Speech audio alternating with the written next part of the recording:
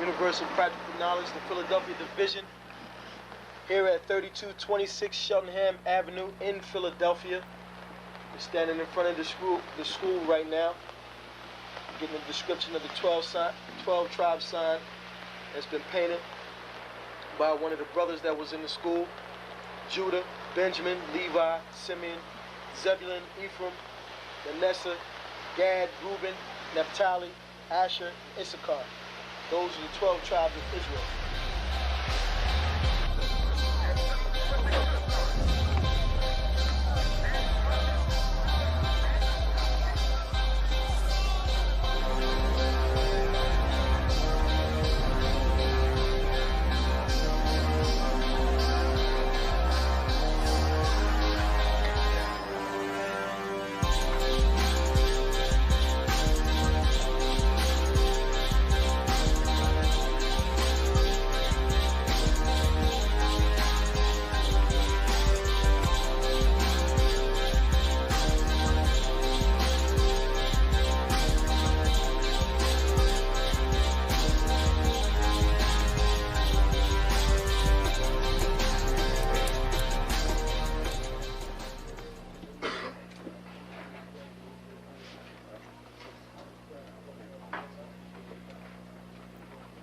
Shalom.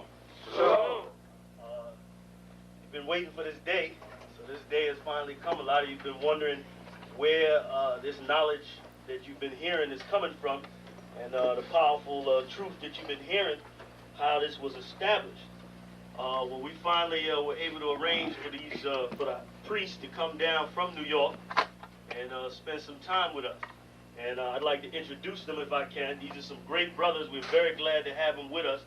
We want to make them feel as warm as possible, because this is their work and the extension of their work and what they've laid down some time ago. I'd like to introduce, first of all, priest and Sixth Shield General, 4th in command in the nation of Israel, Lahab. I'd like to salute this brother. March up. Barak.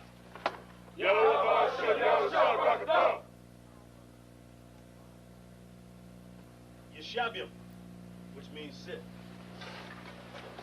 And I'm going to turn it over now to Priest General Lahab.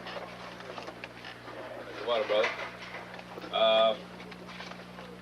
I'd like to say this, starting off, we're very impressed at your school here, and we're very impressed to see that the brothers and sisters in Philadelphia think enough of the Most High and the Bible and the truth and your nationality to be a part of this, because most of the brothers and sisters are running from the truth.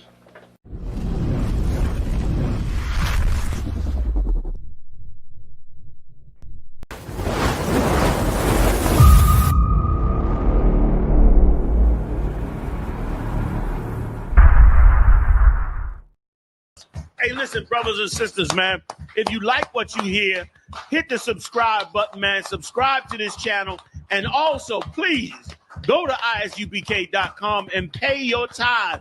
Drop me some cash so we can move around this planet like we need to, man, and do the things we need to do. They're one west. They're one west. They're one west. They're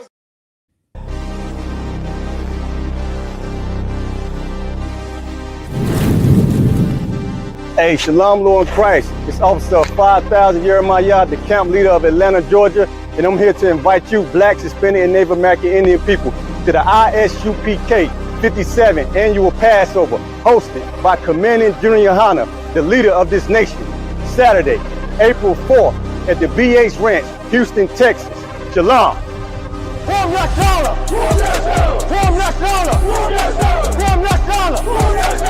Be there.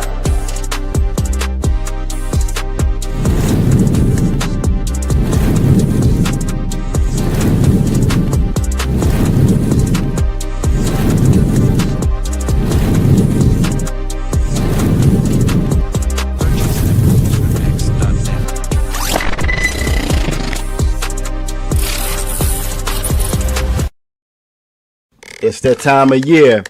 We're going to be in Houston, Texas from April 1st to April 5th, celebrating the Lord's 57th annual Passover under Commanding General Yohana. Jam-packed, full of events, line dancing, fishing, horseback riding, rides for the kids, bounce houses, and the annual lamb slaughter held at the BH Ranch. And it ain't no party like the all-black party, the annual all-black party. 14149 Player Street in Houston, Texas. You know it's gonna be lit. All leading up to Saturday, April 4th, the Lord's 57th annual Passover. You still got time. Go to isupk.com to pay your Passover fee. 18 and over, $200. You do not want to miss the Lord's 57th annual Passover. Houston, Texas. Shalom. It's that time of If you are black, Hispanic, or indigenous, you are an Israelite according to the Bible. And the Most High commanded the children of Israel in Leviticus 23 and verse 5, and all throughout the Bible, to keep the Lord's Passover. That's right, the Lord's Passover, coming up on April 4th, 2026, under Commanding General Yohana. You don't want to miss it. Be there. Shalom.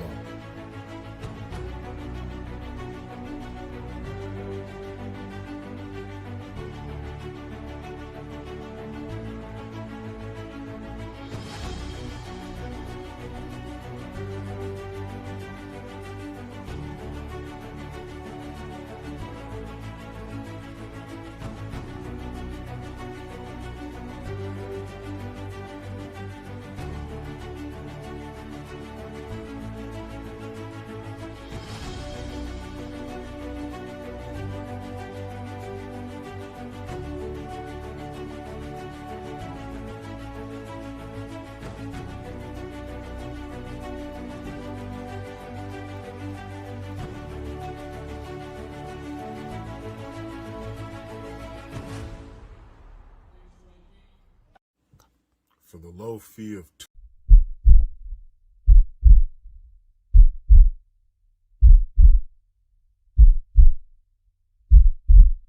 If you're a black, native, or Hispanic, you need to be at the Lord's Passover.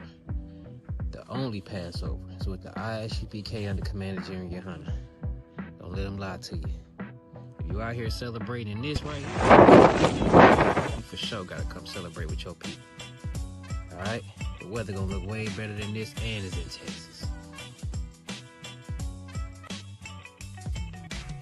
The ISUPK under Commander General Yohana presents the Lord's 57th Annual Passover in Houston, Texas, April 4th, 2026. Pay your Passover fees. ISUPK.com. $200 per adult. Kids get in free.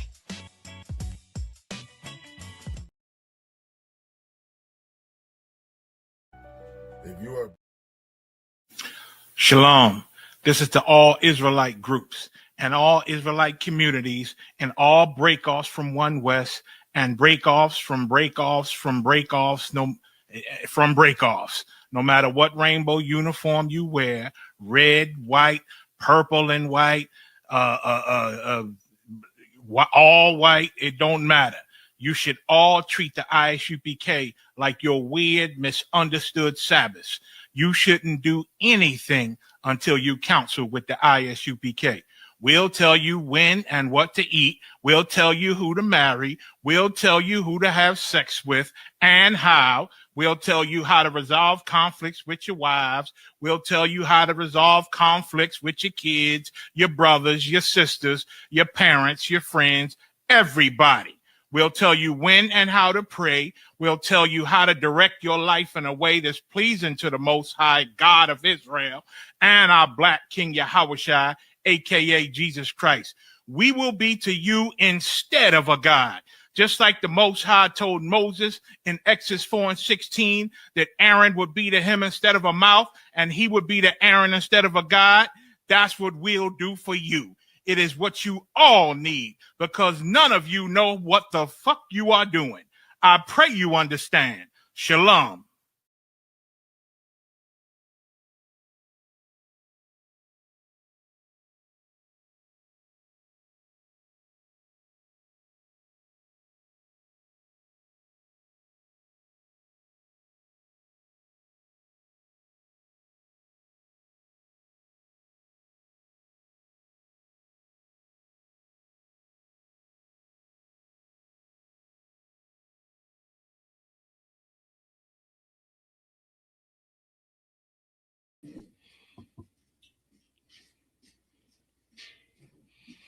All right, Most High in Christ, clap it up.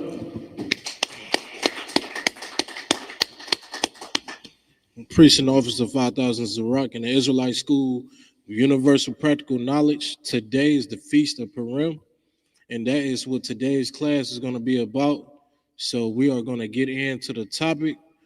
Do we have before we get started, make sure that you like, share, and subscribe to the feed on Facebook, YouTube, and all social media platforms. So give you a minute to do that before we go ahead and get into the Feast of Purim and get into the breakdown, the heaviness of this.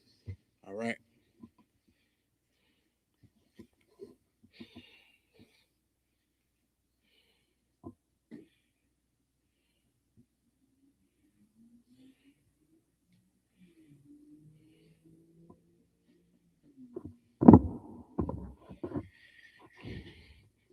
Let's make sure we always get our likes and our shares up, because we are in a social media era today. Everything is done on the internet now. So you understand, this is why we got to go like this. We got to put it everywhere so everybody can see, every eye can see around the world, across the country, everywhere.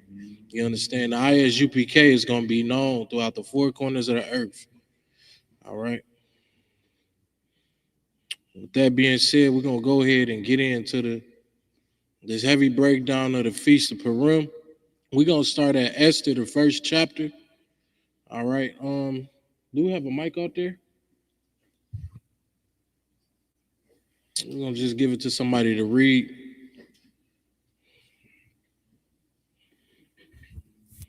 And we can go ahead and start at the beginning at Esther chapter 1, verse 1.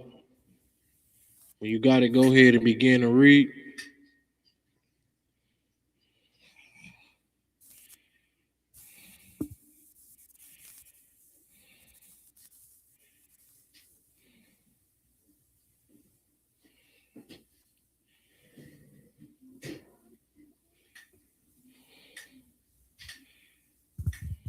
One verse.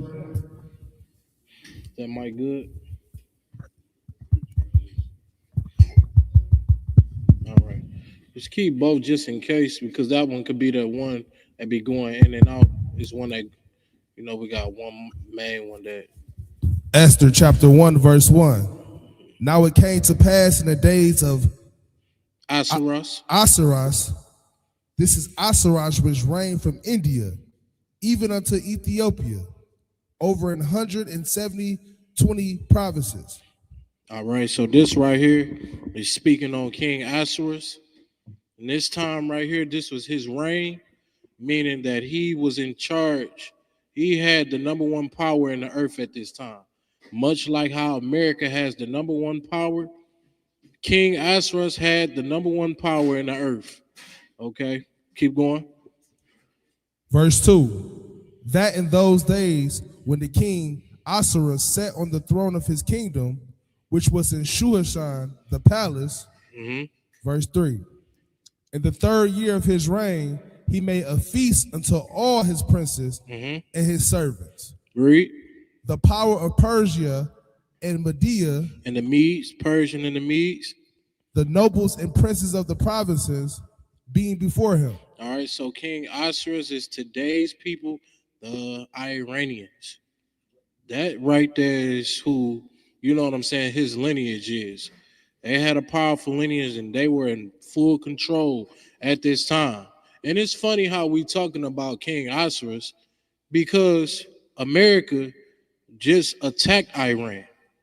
You get what I'm saying? And it's just funny how we just speaking on this, and we speaking on Iranian right now as we speak in history, and the Feast of Purim and the book of Esther. Keep going.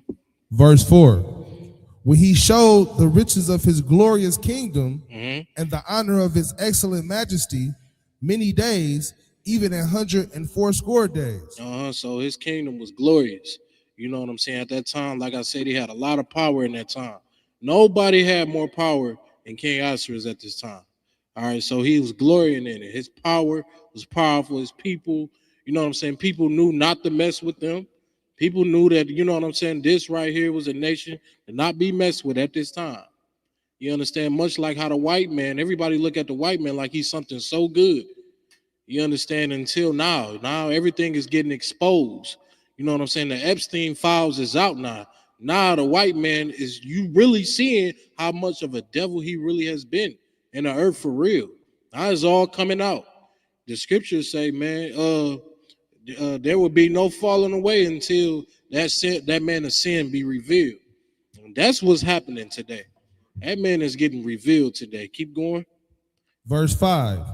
And when these days were expired, the king made a feast unto all the people that were present in Shushan the palace, both unto great and small 7 days in the court of the garden of the king's palace. So basically he was, you know what I mean, at this time, he was celebrating. You know what I'm saying? Like a big celebration, you know what I'm saying, enjoying and his power and his wealth. Things like that. This is what he was doing. You're going to see through all this chapter, you know, he got certain colors that they wearing, certain things that they're doing, you know what I'm saying? All in the representative of their power and his reign. Keep going. Verse 6. Where were white, green, and blue hangings fastened with cords of fine linen and put to silver rings and pillars of marble. Keep going. The beds were of gold and silver upon a pavement of red and blue and white and black marble. Keep going. Verse 7. And they gave them drink in vessels of gold, the vessels being diverse, one from another, and royal wine in abundance according to the state of the king. Verse 8. Again, they just having a ball, man. Just think about the biggest, dopest party you will ever go to. That's basically what they have. You know what I'm saying? They cups is gold. You know what I mean? They drinking out of vessels of pure gold. You know, keep going. Verse 8. And the drinking was according to the law. None did compel, for so the king had appointed to all the officers of his house that they should do according to every man's pleasure. Keep going. Verse 9. Also Vashti, the queen, made a feast for the women in the royal house which belonged to the king Ahasuerus. King Ahasuerus. Ahasuerus. Now let's stop right here and let's think about Vashti. Let's think about what she just did right here in this verse. Read it again. And the drinking was according to the law. Verse 9. Oh, verse Slaki. You good, you too up. Also Vashti, the queen, made a feast for the women in the royal house which belonged to King Ahasuerus. Now think about this, right? You would just think she's just making a feast, you know what I'm saying, to all the women, and it's a beautiful thing. Believe it or not, this right here was an evil thing she was doing. Why do I say that this was an evil thing? It's because the spirit that she was doing this in, the spirit that she was doing this in was a very dangerous spirit. You know what I'm saying? Like much how like women in the world, like how the world cater to women today, that is a very dangerous thing, believe it or not. You understand what I'm saying? And this is that same spirit. Vashti got that same spirit. She's not, you know what I'm saying, behind her man with this thing. This is something she's doing out on her own. And she decided, you know what I'm saying, to make this feast, you know what I'm saying, to the women, and you know what I'm saying, make it about the women. You know what I'm saying? Much like how today's women liberation, when all women come together, they don't need a man, Miss Independent, these things like this. Believe it or not, it may sound good, but it's not. You know what I'm saying? It's actually very evil. It's actually against the Most High, it's against the Bible. All right, keep going. Verse 10. On the 7th day, when the heart of the king was merry with wine, he commanded Mehuman, Biztha, Harbana, Bigtha, Abagatha, Zathar, and Kareas, the 7 chamberlains that served in the presence of Ahasuerus the king, verse 11, to bring Vashti the queen before the king with the crown royal, to show the people and the princess her beauty, for she was fair to look on. Let me tell you something. Vashti was a heathen, but she was a beautiful heathen. I hate to even say it like this, but I got to give y'all the understanding of what's going on right now. This was a beautiful woman, and her beauty, you know what I mean, did not match the spirit of beauty. On the outside, she was pretty. On the inside, she was very ugly. You get what I'm saying? Keep going. Verse 12. But the queen Vashti refused to come at the king's commandment. She did what? Refused to come at the king's commandment. Pay attention to these things. You understand? This is how our women are today in the world. Women that's worldly, that's what they choose to do. They choose to refuse anything. They, instead of being one with their husband, they're separate. You know what I'm saying? Her husband have one agenda, she has a separate agenda. You understand? That's what's going on in the world, and you seeing these actions right now in the Bible with Queen Vashti. Queen Vashti, she denied her husband. I'm not coming down there. You know what I'm saying? She felt herself. She felt she was too good for that. You understand? What does that remind you of today? Anybody? Yeah, y'all ever seen that spirit before? When a woman, you know what I mean, don't respect her man. A woman, you know what I'm saying, she ain't got to listen to no man. That spirit, that's alive today. Go ahead, sis.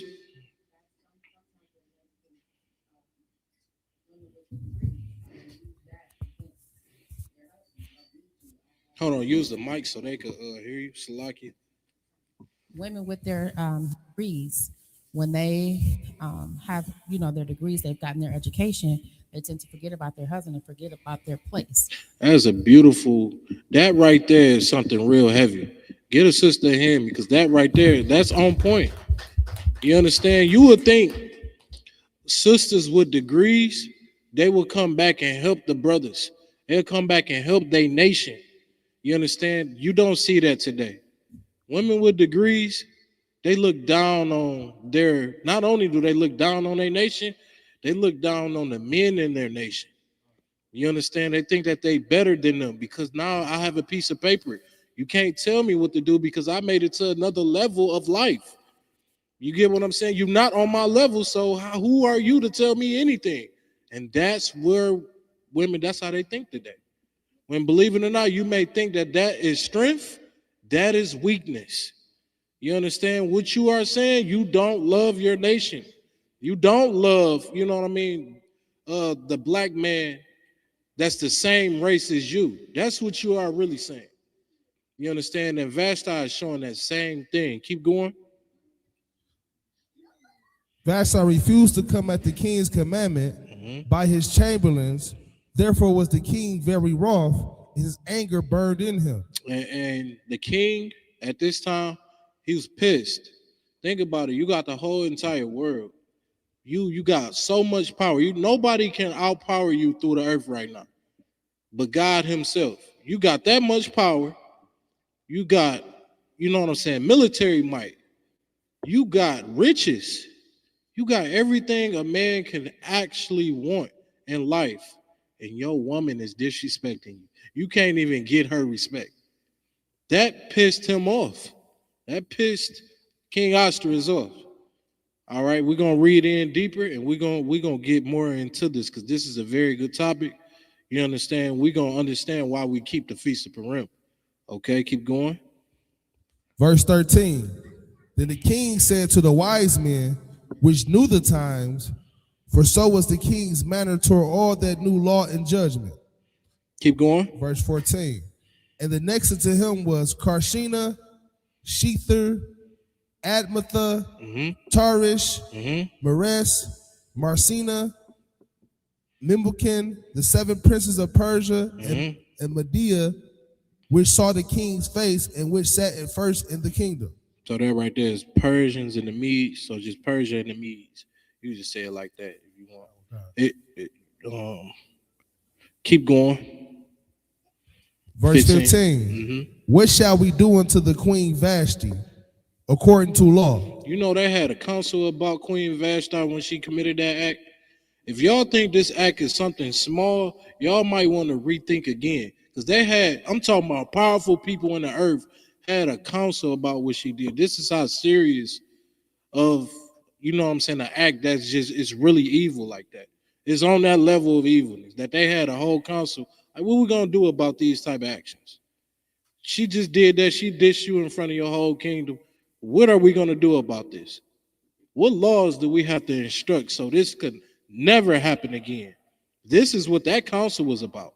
Keep going. Because she have not performed the commandment of the king Ashurus by the chamberlain. Read. Verse 16. And Memucan answered before the king and the princess, Vashti, the queen, have not done wrong to the king only, but also to all the princes. Hold on. He said what? But also to all the princes. He said that Queen Vashti haven't done nothing wrong to the king. You not only done something wrong to the king, you doing something wrong to all of us. That's going to affect all of us, because if we let that fly, we letting our women say, you know what, that they can do that. They ain't got to listen to us either. If you the king. Go ahead, sir. You want to say something?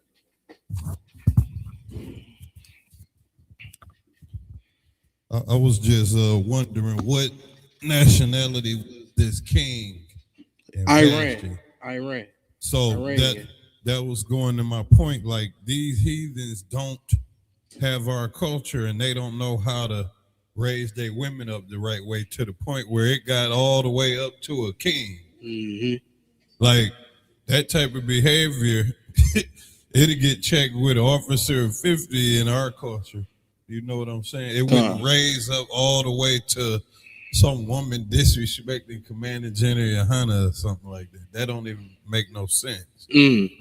Go ahead, Tapa, sir.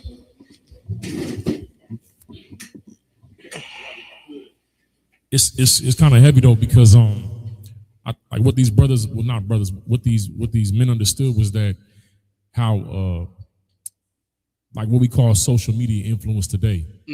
A lot of sisters, like, they look up to like Beyonce, Cardi B. Cardi B situation with Offset, like leaving him and then getting with the Stephon Diggs dude, and he ended up doing the same thing, and then she looking crazy and she leave him. But before that happened, I seen thousands of sisters invested in that situation because they identify with that psychology and they want to replicate that in their own homes, right? Or with the men that they deal with. So these men seen how her being in that position of power, disrespecting the king like that, this is going to trickle down into their homes too. Yeah, that's the offense. It's like she ain't just violate you, she violating us, because our wives gonna look at her and say, well, she did it. Right. Because a lot of times women will look at other women's behavior as a blueprint for how they should conduct themselves. Absolutely. No, that's heavy, brother. Get a brother in hand. That's a heavy thing. It's a heavy thing, man, because this right here, this is looked upon as something so small. We showing y'all how big this can affect a whole nation of people. You get what I'm saying? This is just not some small offense or anything like that. This affect a whole nation. They had to sit down and have a real council about that.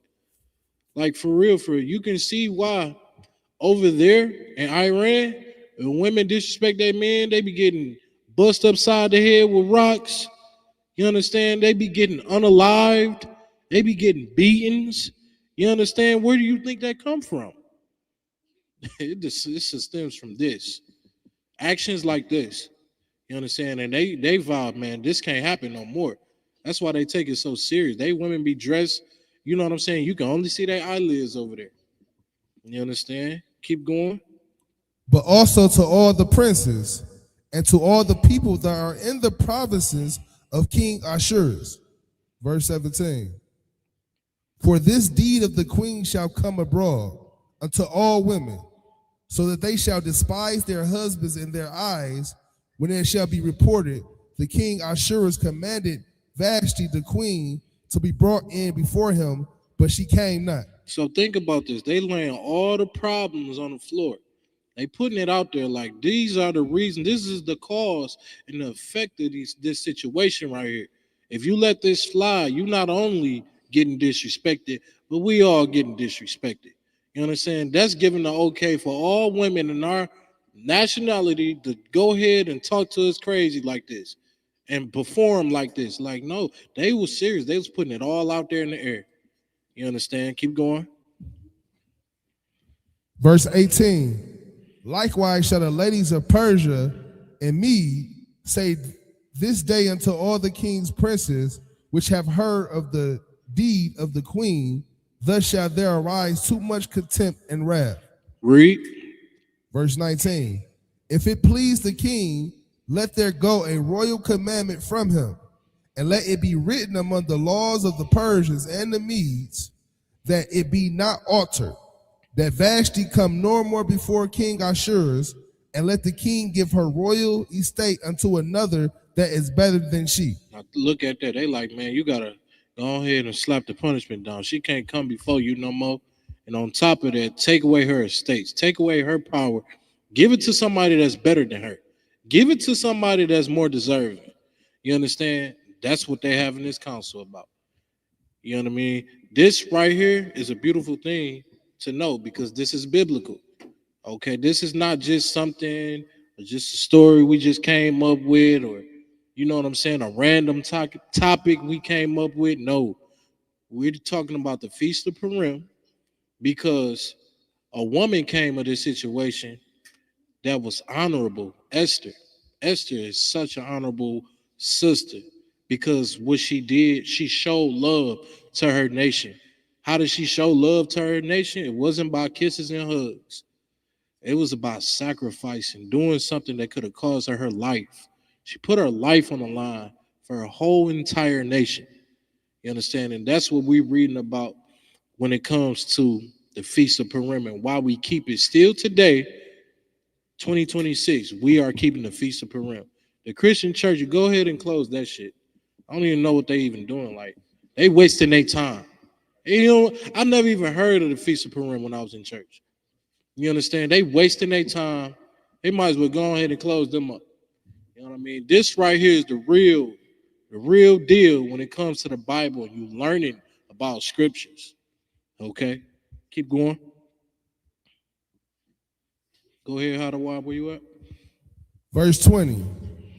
And when the king's decree which he shall make shall be published throughout all his empire, for it is great, all the wives shall give to their husbands honor, both to great and small. Both to great and small. It don't matter if you got riches.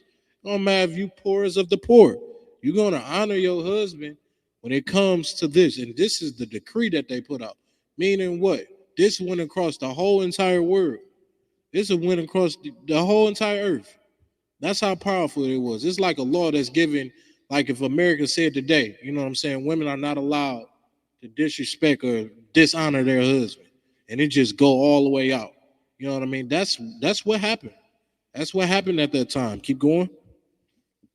Verse 21. And the same pleased the king and the princes, and the king did according to the word of Memucan. Verse 22.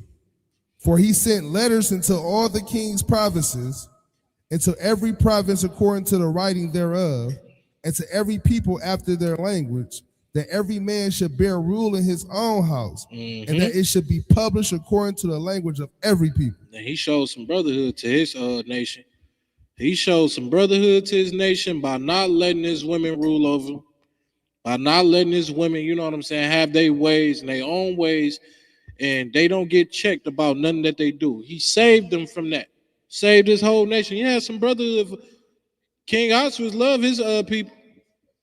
You know what I'm saying? We trying to get blacks, Hispanics, and Native Indians to love their own people. You understand? That's what we're doing in the Isupk. We're trying to get our people to get on board. You know what I'm saying? To get with these laws, statutes, and commandments. Okay? So we're going to go to Esther, the 2nd chapter. And we can go to, let's go to 5. We can start at 5, at Esther 2 and 5.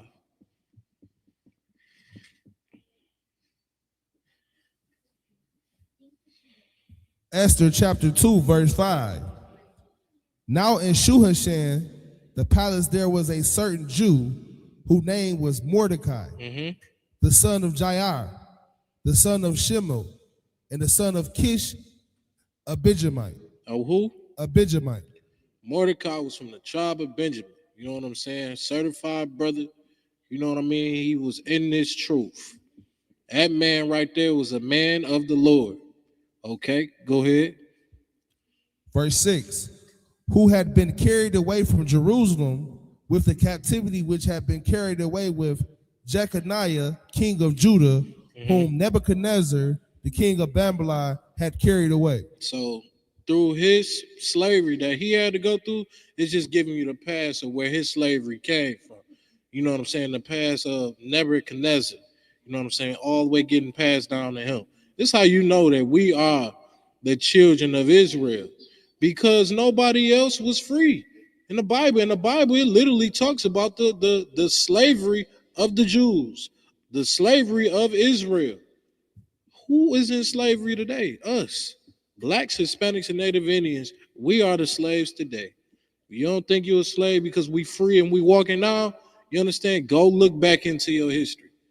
You understand? Go look and just look back at your history. You're gonna realize you were the slave. All right, go ahead. Verse 7, and he brought up Hadassah, that is Esther, his uncle's daughter, for she had neither father nor mother, and the maid was fair and beautiful, whom Mordecai, when her father and mother were dead, looked for his own daughter. Verse 8, so it came to pass, when the king's commandment and his decree was heard, and when many maidens were gathered together unto Shushan, the palace, to the custody of Haggai, that Esther was brought also unto the king's house to the custody of Haggai, keeper of the women. All right, so right here, we speaking about Mordecai. Mordecai is the cousin of Esther, but he raised Esther as his own daughter. You know what I mean? Because both of her parents died. So basically, he took her in. Okay? Keep going. Verse 9, and the maiden pleased him, and she obtained kindness of him, and he speedily gave her things for purification, with such things as belonged to her, and 7 maidens, which were meet to be given her out of the king's house. And he preferred her and her maids into the best place of the house of the women. Okay, so at this time, since Queen Vashti, she was canceled out, King Ahasuerus was looking for another woman. And he put men out there. This is how powerful he was. Hey, baby girls, little princesses, keep it down, okay? Hey, Zarya, keep it down, son. Y'all keep it down a little bit, all right? So, with that being said, the king was going to get another woman. And he got so much power, he ain't got to go search for one. He's just putting the people out there to go do it for him. So this was basically what was going on, and they found Esther. And they were so pleased with her that they put her in the best positions in the house. Basically, with all the women that they recruiting, they put her in the best seat in the house, basically. All right, keep going. Verse 10, Esther had not showed her people nor her kindred, for Mordecai had charged her that she should not show it. She did not go and, tell her nationality. She didn't do any of those things because she was told by Mordecai not to. Okay, go ahead. Verse 11, and Mordecai walked away every day before the court of the women's house to know how Esther did and what should become of her. Go ahead. Verse 12, now when every maid's turn was come to go into King Ahasuerus, after that she had been 12 months, according to the manner of the women. For so were the days of their purifications accomplished, to wit, 6 months with oil of myrrh, and 6 months with sweet odors, and with other things for the purifying of the women. So in this 6 month to 6 month period, you know what I'm saying, she just was, bathing herself in the best stuff. It gave her the best things, you know what I'm saying, to keep herself good and going. You know what I'm saying, until her time came to meet the king. Okay, go ahead. Verse 13, then thus came every maiden unto the king, whatsoever she desired was given her to go with her out of the house of the women unto the king's house. All right, keep going.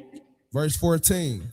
In the evening she went, and on the morrow she returned into the second house of the women, to the custody of Shagaz, the king's chamberlain, which kept the concubines. She came in unto the king no more, except the king delighted in her, and that she were called by my name. All right, go ahead. Verse 15. Now when the turn of Esther, the daughter of Abihail, the uncle of Mordecai, who had taken her for his daughter, was come to go unto the king, she required nothing but what Haggai, the king's chamberlain, the keeper of the women, appointed, and Esther obtained favor in the sight of all of them and looked upon her. All right, so let me just break this down to y'all what just happened. When she finally got a chance to meet King Ahasuerus, you know, the other sisters, they asked for little things. Esther, she didn't ask for nothing. You know what I mean? That's what kind of set her apart from everybody. Everybody asked for something. She didn't ask for nothing. She just wanted the same purification she got that was appointed to her, you know what I'm saying, by the provinces of that house. Okay, go ahead. Verse 16. So Esther was taken unto King Ahasuerus into his house, royal in the 10th month, which is the month Tebeth, in the 7th year of his reign. Go ahead. Verse 17. And the king loved Esther above all the women, and she obtained grace and favor in his sight more than all the virgins, so that he set the royal crown upon her head and made her queen instead of Vashti. So when he seen Esther, he fell in love with Esther, man. I'm just tell you straight up, you know what I mean? Love at first sight type thing. She was a beautiful woman. Not only that, she had a beautiful spirit on her. You know what I mean? That's something else that make women beautiful. They spirit. Okay? A woman with a spirit, man. Don't sleep on a woman with a real good spirit, but I'm telling you, that right there is a keeper. Keep going. Verse 18. Then the king made a great feast unto all his princes and his servants, even Esther's feast. And he made a release to the provinces and gave gifts according to the state of the king. So he basically like, yeah, I found the one for me. That's the one right there. This the woman I want to be with. Go ahead. Made a feast unto it. My bad. He made a feast unto it and everything. You know what I mean? Gave gifts and all of that. Go ahead. Verse 19. And when the virgins were gathered together the second time, then Mordecai sat in the king's gate. Verse 20. Esther had not yet showed her kindred nor her people, as Mordecai had charged her. For Esther did the commandment of Mordecai, like as when she was brought up with him. Keep going. Verse 21. In those days, while Mordecai sat in the king's gate, two of the king's chamberlains, Bigthan and Teresh, of those which kept the door, were wroth, and sought to lay hand on the king's Ahasuerus. Verse 22. So basically, you know, the king got some haters in his household, you know, that was plotting on him. You know what I mean? This is what's going on at that time. Keep going. Verse 22. And the thing was known to Mordecai, who told it unto Esther the queen, and Esther certified the king thereof in Mordecai's name. So Mordecai found out, he knew that these two men was plotting on the king, and he gave word to Esther. Esther gave word to the king in Mordecai's name. All right, go ahead. Verse 23. And when inquisition was made of the matter, it was found out. Therefore they were both hanged on a tree, and it was written in the book of the Chronicles before the king. So it was found out that they was trying to rob the king and get down on him. They got put to death for trying to do that. That's like somebody trying to go unalive Donald Trump today, and they get caught. What's gonna happen? You know what I'm saying? You're gonna get put to death. You know what I mean? That's what happened. We'll go to Esther, the 3rd chapter. All right. Esther chapter 3, verse 1. After these things did King Ahasuerus promote Haman, the son of Hammedatha, the Agagite, and advanced him and set his seat above all the princes that were with him. All right, so Now we're getting into Haman. Haman was the second in command in the household. All right. Now the king house is a very powerful house. You know what I'm saying? Let's not sleep on the power that's in there. So you got all type of people in there, executives. You got people that's, you know what I'm saying, political people, all type of people that's in that household. Haman was in that household. He was an Agagite. Agagite is a so-called Jew today. You know what I'm saying? That's who the Agagite was. And King Ahasuerus appointed him to be second in command in that household. Meaning, after the king, you speak to Haman. Okay? Go ahead. Verse 2. And all the king's servants that were in the king's gate bowed in reverence Haman, for the king had so commanded concerning him. But Mordecai bowed not. Mordecai did what? Bowed not. Read. Nor did him reverence. He did not do what? Nor did him reverence. Didn't do him no reverence. Now think about this. At this time, Mordecai knew who Haman was. He know what lineage he come from. He know what background that, you know what I'm saying, Haman got. He knew right there that was an enemy to him, right then and there. You know what I mean? Just by his lineage. And guess what? Mordecai did not bow down like everybody else did when it came to Haman. And guess what? Haman understood who Mordecai was too. Haman understood that Mordecai was one of the Jews at that time when King David's reign. King David was killing them over there. You understand? And guess what? My bad. I'm getting caught up in my thoughts. But the king before King David, Salakia. If I could, go ahead. If I could, sir, you correct. David was killing the Amalekites. He was killing. But Saul was assigned to do it first. Saul, that's who it was. My bad. I don't even know why I'm having a brain fart. But King Saul was supposed to eliminate all of those so-called Jews at that time, and he did not. And this is the cause and effect when you don't follow the orders of the Lord. Something like this can happen. And guess what? Haman remembered all this. So when he seen Mordecai and he realized he didn't bow down, he paid more attention into it. And we're going to get into that some more too. Go ahead. Verse 3. Then the king's servants which were in the king's gate said unto Mordecai, why transgressed thou the king's commandment? They looking at him like, man, you tripping, man. Why you ain't bow down to Haman? You got something against Haman or something? It just looked so out of place to people. Just like how people look at us crazy when we say that the white man is the devil that the Bible speaks of. They look at us like we done lost our damn mind. They look at us like, boy, you crazy. That white man ain't no devil. And look at us today. Now you seeing who the devil is for real. You know what I mean? Keep going. Verse 4. Now it came to pass when they spake daily unto him, and he hearkened not unto them, that they told Haman to see whether Mordecai's matters would stand, for he had told them that he was a Jew. Nah, a word get out. Not only that they saying these things to Mordecai, they going back and telling Haman, hey man, he ain't respecting you, and he's a Jew. So Haman, he getting word like, oh yeah? Oh, this why he doing that? Oh, okay. Let's have fun then. You want to play like that? Okay, cool. Go ahead. Verse 5.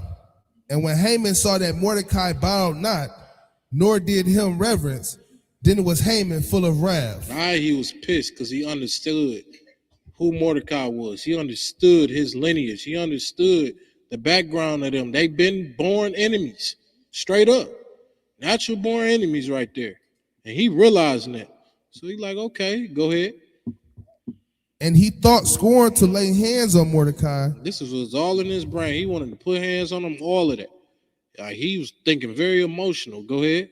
Alone, for they had showed him the people of Mordecai. Mm-hmm. Wherefore Haman sought to destroy all the Jews that were throughout the whole kingdom of Ahasuerus, even the people of Mordecai. So that's where it all leads to.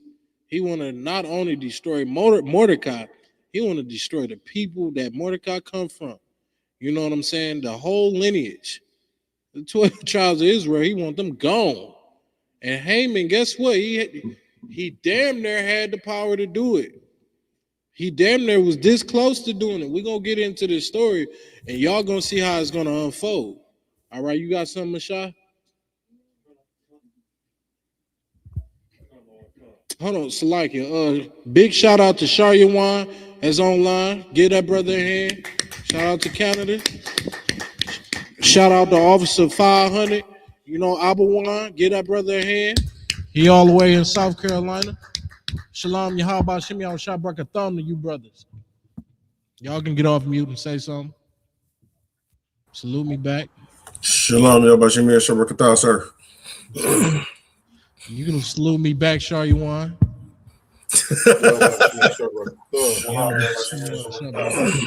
Go ahead, Misha. I just wanted to salute y'all, brother Salaki. What's interesting is the atmosphere that Mordecai finds himself in. It is actually, believe it or not, no different than what we're going through today. Damn right. They just aiming at our Latino brothers and sisters. But they ain't far from us. They've been on us ever since we've been here. Yeah, I was just about to tell you. You thinking they just zooming in on our, but they zooming in on all 12 tribes of Israel right now. Straight up. Black and white right now. They zooming in on so-called blacks, Hispanics, and Native Indians as a whole right now. Don't ever get it confused. This never changed. Ever. Ever. You know what I mean? You had something else, Mashai? Or you good? Come on. Go ahead, Habawan. Hadawab, Salaki. Verse 7. In the first month, that is the month Nisan, in the 12th year of King Ashur's, they cast Pur, that is the lot before Haman from the day to day and from month to month to the 12th month, that is the month Adar. Verse 8. And Haman said unto King Ashur's, there is a certain people scattered abroad and dispersed among the people in all the province of the kingdom. Hold on, there's a what? There is a certain people scattered abroad and dispersed among the people in all the provinces of thy kingdom. What that sound like? He's talking about, you know what I'm saying? There is a certain people scattered abroad and dispersed among the people in the provinces of thy kingdom. What that sound like? You know what I mean? What's always in the news? It's black people in the news all day long. You know what I mean? These people are a big problem. It's been in the news and it's been propaganda so much that black people used to say, we are our own enemies. We the problem. You know what I'm saying? It ain't the white man, is us. You know where they get that from? From propaganda, from white people. The same people that enslaved you, you want to listen to them about your people. That gave you this condition that you're in, you want to listen to them like they so prestige and they so smart. No, they're not. Maybe they just undermining you more than you think. You're not paying attention. You're not paying attention to what's going on. This is the same exact thing that was going on right here. Read it again. And Haman said unto King Ashur's, there is a certain people scattered abroad and dispersed among the people in all the provinces of thy kingdom. That's us, man. That's us. That's us. That is our people. You know what I'm saying? That certain people is us. You know what I mean? What's getting talked about in the government all the time is us. You know what I mean? How to destroy a black community, that's always talked about. That's always on their table. They did it with crack. They did it with heroin. You know what I mean? They doing it with gang violence. They sit down and they did these things. Y'all thinking I'm playing. This was literally planned by the CIA. Y'all thinking this is like just something we just started selling crack one day, huh? We just came up with the cook up to know how to make crack. No, this was strategically planned from the white man. All right. So again, that's why I brought that verse up, because I'm showing y'all nothing ever changed when it came to so-called blacks, Hispanics, and Native Indians. This is the proof that we are the children of Israel. We always causing the problem in the ruckus in the media somewhere. You know what I mean? Keep going. And their laws are diverse from all people. Neither keep they the king's laws, therefore it is not for the king's profit to suffer them. Go ahead. Verse 9. If it please the king, let it be written that they may be destroyed. That they may be what? Destroyed. That they may be what? Destroyed. Why is always destruction on the black community? Why black people can't get along? Because it's somebody up top that's destroying us. You understand? And it always happened in history. This is why I'm showing, this is why I'm pointing it out, the way I'm doing it, right? Go ahead. And I will pay 10,000 talents of silver to the hands of those that have the charge of the business to bring it unto the king's treasury. Read. Verse 10. And the king took his ring from his hand and gave it unto Haman, the son of Hammedatha, the Agagite, the Jews' enemy. The Jews' enemy, man. Go ahead. And the king said to Haman, the silver is given to thee, the people also, to do with them as it seemeth good to thee. Read. Verse 12. Then there were the king's scribes called on the 13th day of the first month, and there was written according to all that Haman had commanded unto the king's lieutenants, and to the governors that were over every province, and to the rulers of every people of every province, according to the writing thereof, and to every people after their language. And the name of King Ahasuerus was it written and sealed with the king's ring. All right, so basically, Haman went to King Ahasuerus and said, these people are a problem. These people right here, they don't follow your laws. They don't even respect you. So I think that they should be destroyed. We should just do away with all of them. Okay? And the king said, go ahead and do what you please. This is what's going on. All right? Ain't that familiar to like us? That's not familiar to, you know what I'm saying, so-called white people. White people, they always good. They got the police. They got military might. They got money. They got power. You understand? They got generational wealth. They don't need no saving from nobody. But you look at us, we destroyed. On the other hand, we got curses upon us. You get what I'm saying? So, again, this right here is about us. And this just shows you that these actions never change. Go ahead. Verse 13. Go ahead, brother. So like you said, I looked up that 10,000 talents of silver in today's currency. How much it would be worth today? It's 200 million to over 13 billion. Of what it would be worth value today, and the fact that he's a government official. So like what you were saying with the CIA, you know what I'm saying, with Oliver North and that whole situation with the Iran-Contra and then putting drugs in our community, even with ICE being the most funded government department today. Absolutely. You know what I'm saying? So like you say, it's the same and it never changed. So like these things have never even changed. It's just gonna look a little different. You know what I'm saying? It's gonna get put under another name. ICE, the police, the FBI, CIA. You know what I'm saying? All these things are destroyed to destroy black people. You know what I'm saying? If you don't believe me, go ask Fred Hampton. Go ask him. Go ask Fred Hampton who the devil is. He gonna tell you.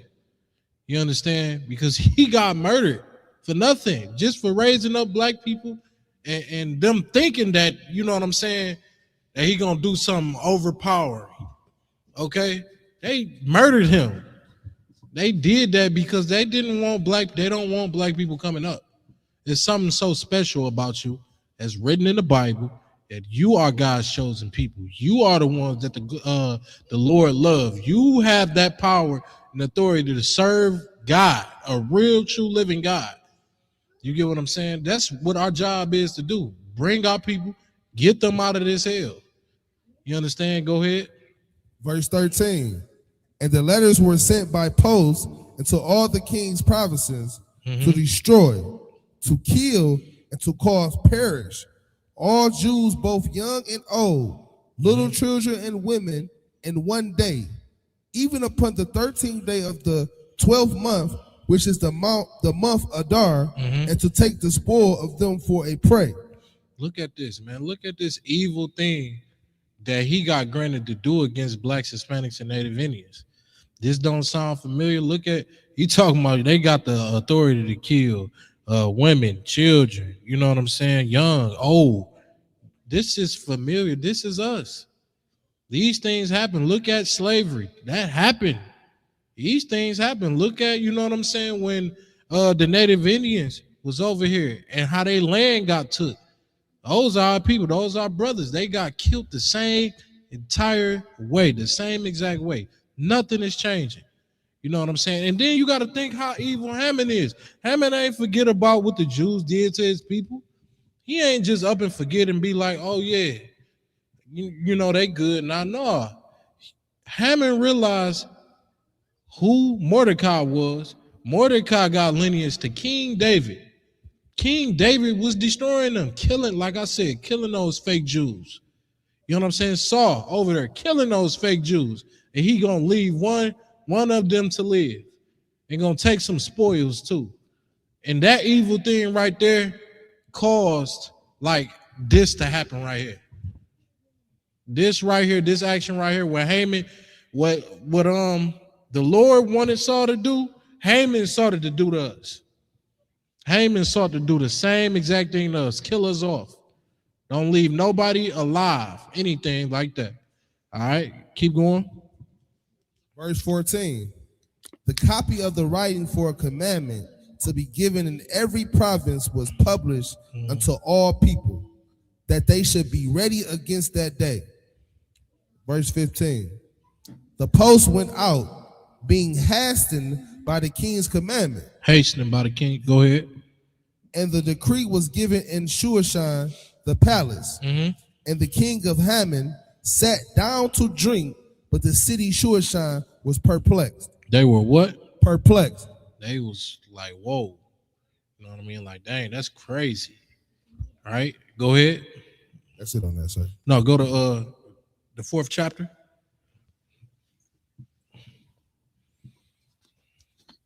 Start at 1. Esther chapter 4, verse 1. When Mordecai perceived all that was done, Mordecai rent his clothes and put on sackcloth with ashes, and went out into the midst of the city and cried with a loud and a bitter cry. Now listen to this, man.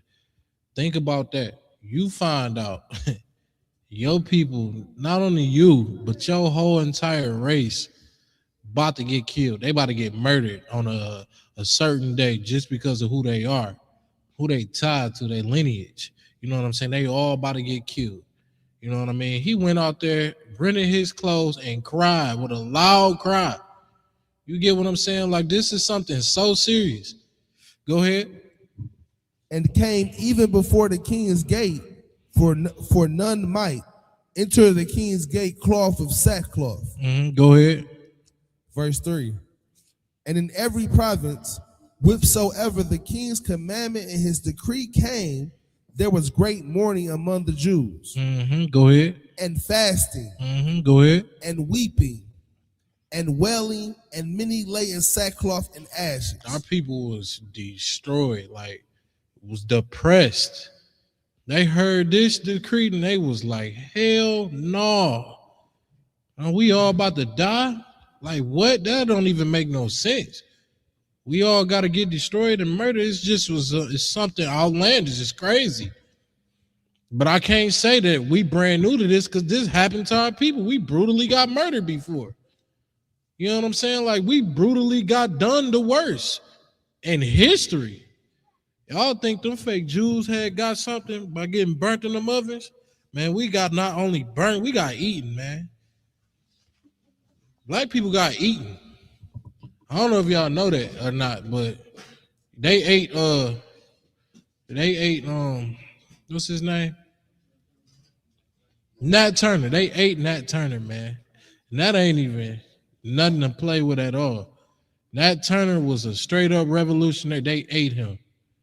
Like, think about that, bro. Like, nobody have had slavery worse than blacks. Hispanics and Native Indians. Let's just keep it real. All right, go ahead. Verse 4. So Esther's maids and her chamberlains came and told it to her. Mm-hmm. Then was the queen exceedingly grieved, and she sent raiment to clothe Mordecai and to take away his sackcloth from him, but he received it not. So word got back to Esther.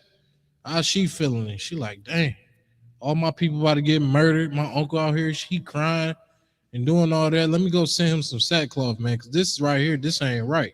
What's going on? All right, go ahead. Verse 5. Then called Esther for Hatak, one of the king's chamberlains, whom he had appointed to attend upon her, and gave him a commandment to Mordecai to know what it was and why it was. Go ahead. Verse 6. So Hatak went forth to Mordecai unto the street of the city, which be before the king's gate. Verse 7. And Mordecai told him of all that had happened unto him, and of the sum of the money that Haman had promised to pay to the king's treasuries for the Jews to destroy them. Go ahead. Verse 8. And also he gave him the copy of the writing of the decree that was given at Shushan to destroy them, to show it unto Esther, and to declare it unto her, and to charge her that she should go unto the king, to make supplications unto him, and to make requests before him for her people. So he goes to Esther, basically like the middleman. That's middleman in that conversation. And he's telling him to send Esther this message, basically showing him the decree that went forth. So the decree was made in writing. Once it's done in writing, that's like the paperwork to seal the deal, basically. This was already done in the paperwork. So it's not like you can go back on no contract. You know what I'm saying? It was already in the contract that all the Jews gonna get destroyed. You know what I'm saying? They all gonna die on that day. It was already written in the contract. So he explaining it to her, and he's saying, you know what I'm saying, basically telling Esther, and you're gonna have to do something about this. You know what I'm saying? If nobody can do it, you're gonna have to be the one to do it. You're the one that's married to the king. You're gonna have to talk to him about this. All right, go ahead. And Hatak came and told Esther the words of Mordecai. Mm-hmm. Again, Esther spake unto Hatak and gave him commandment unto Mordecai. Verse 11. All the king's servants and the people of the king's provinces. If I could, before we go any further, sisters, y'all could go ahead and serve the food. Y'all, you know what I'm saying? The brother, you know what I'm saying? Y'all go ahead and serve the food. All right, go ahead. Salakia. Do know that whosoever, whether man or woman, shall come unto the king into the inner court, who is not called, there is one law of his to put him to death, except such to whom the king shall hold out the golden scepter, that he may live. But I have not been called to come in unto the king these 30 days. So this was the message she passed back to her, I'm gonna say her father. This is her cousin, but this is like a father unto her because he the one that raised her up.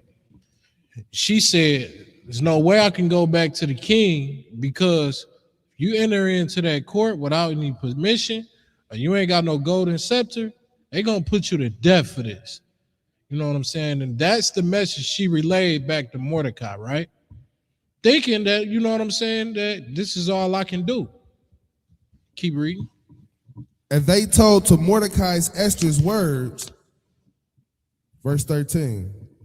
Then Mordecai commanded to answer Esther, think not with thyself that thou shalt escape in the king's house more than all the Jews. Read it again. Then Mordecai commanded to answer Esther, think not with thyself that he said, think not with thyself that thou shalt escape in the king's house. Don't think about yourself. You know what I mean? Don't think about yourself with this, because you thinking you safe because you're with the king. Okay, you will not escape this punishment either. All right, don't be so selfish into thinking this is only gonna happen to your people. That's it. No, you're gonna pay too, because it's already written in the contract. So you're gonna die. All right, go ahead. Verse 14. For thou altogether holdest thy peace at this time, then shall their enlargement and deliverance arise to the Jews from another place. Nah, the work still gonna get done. You know what I'm saying? But you know what I mean? This is what he mean. He's saying,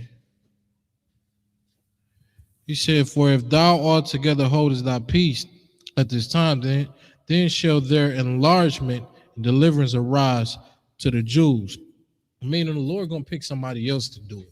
If you don't want to do it, you choose not to do this, the Lord gonna choose somebody else to do this. Don't think we ain't gonna be able to get out of this. The Lord is gonna choose somebody else to do it. All right, keep reading. But thou and thy father's house shall be destroyed. But what? But thou and thy father's house shall be destroyed. But you're gonna be destroyed. Yeah, how about Shemel Shabbatai? What's going on, brother? You're gonna get destroyed if you don't do this. All right, go ahead. And who knoweth whether thou art come to the kingdom for such a time as this? Right. He's saying, who else gonna do this at such a time like this? You know what I mean? You already close to the king. Like, this is a bad time. We need you. All right, go ahead. Then Esther bade them return Mordecai this answer. Verse 16. Go gather together all the Jews that are present in Shushan, and fast ye for me, and neither eat nor drink 3 days, night or day. I also and my maidens will fast likewise, and so will I go unto the king, which is not according to the law. And if I perish, I perish. You know what? She let those words of Mordecai sink in her brain, man. And she realized she got to do something that's so serious, and it could even cost her life. And she accepted it. You know what I'm saying? She said with acceptance, go have the people fast for me. Me and my maidens, we gonna fast too. Because I'm about to go do something so dangerous. And if I die, shit, so big. That's the mindset she had. You know what I'm saying? That's the mindset you gotta have to get your freedom.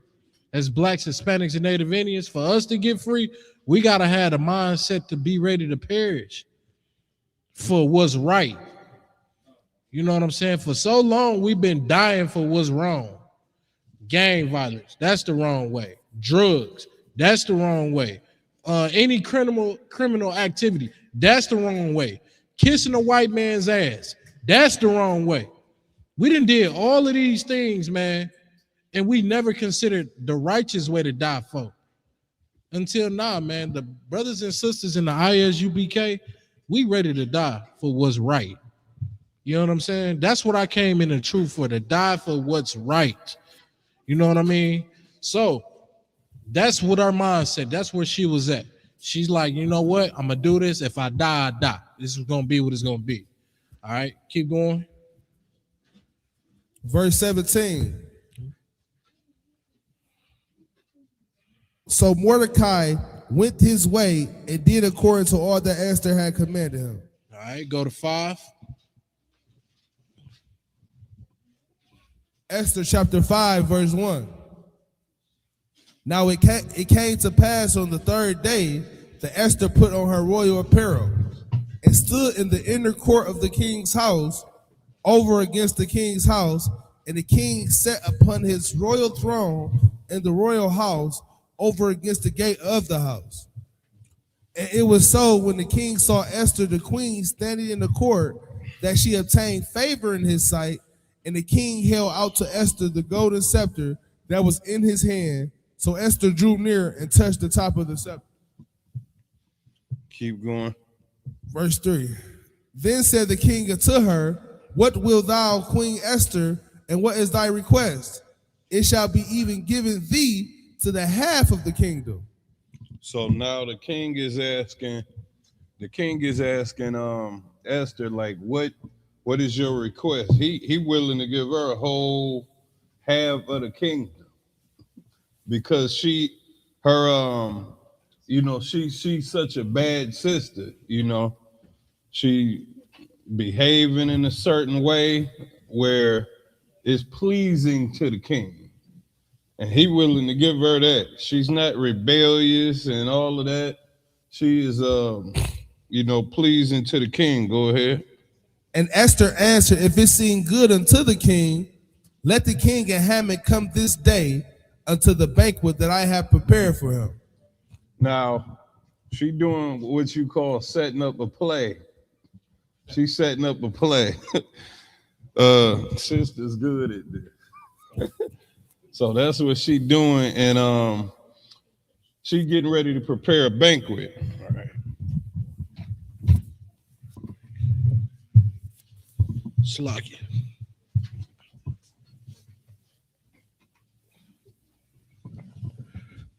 All right, where we at? Go ahead, read it again.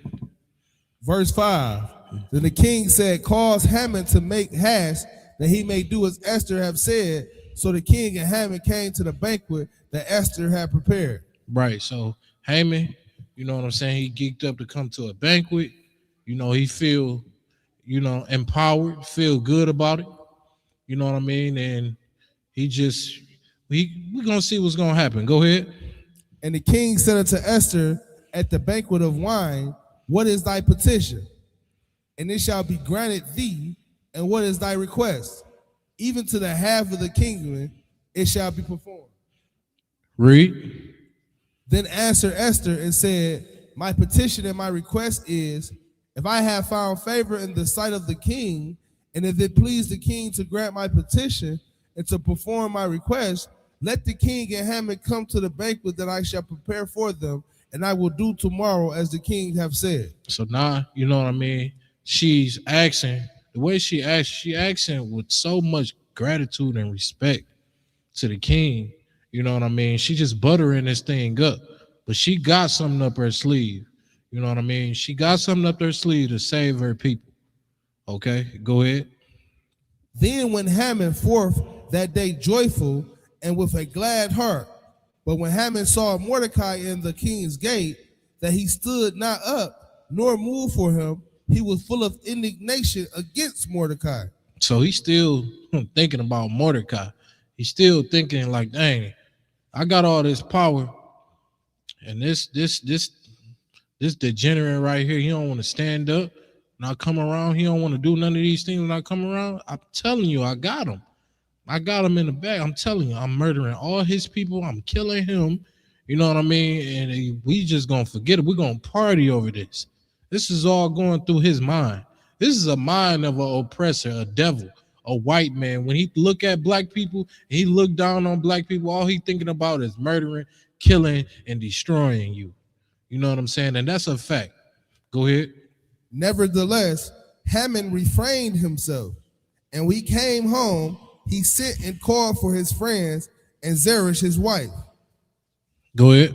And Haman told them of the glory of his riches and the multitude of his children and all the things wherein the king had promoted him, and how he had advanced him above the princes and servants of the king. And he just do like what white people do. When they go home, they talk to their wife, hey, I got this promotion. You know what I'm saying? This is a good thing right here. We moving on. Like, you know how white people do. When they get home, they get to spreading their business. They be acting like they so important and all of that. That's what he doing. He doing all that. I got the promotion. You know what I'm saying? I'm moving up, this, that, other, and the third. Go ahead. And Haman told them of the glory of his riches and the multitude. Salakia. Yeah, no. We at 12? 12. Haman said, moreover, yet Esther the queen did let no man come in with the king unto the banquet that she had prepared but myself. And tomorrow, and am I invited to her also with the king? Look how special he feel. You know what I'm saying? In his mind, he just feel like he's so special. He feel like he's so powerful. He just feel like he's on top of the world. Right? Go ahead. Yet all this availeth me nothing, so long as I see Mordecai the Jew sitting at the king's gate. Read. Verse 14. Then said Zeresh his wife and all his friends unto him, let a gallows be made of 50 cubits high, and tomorrow speak thou unto the king that Mordecai may be hanged thereon. He may be what? Hanged thereon. He may be hanged thereon. Y'all thinking hangings came from the 1800s? No. They been doing this to us. They been killing us like this. They been hanging us. You know what I mean? This is just biblical. This is just a little way past, you know what I'm saying, the slavery that we all know about. Right? Go ahead. Go ahead. You got something, Shah? Oh my God, sir. If I,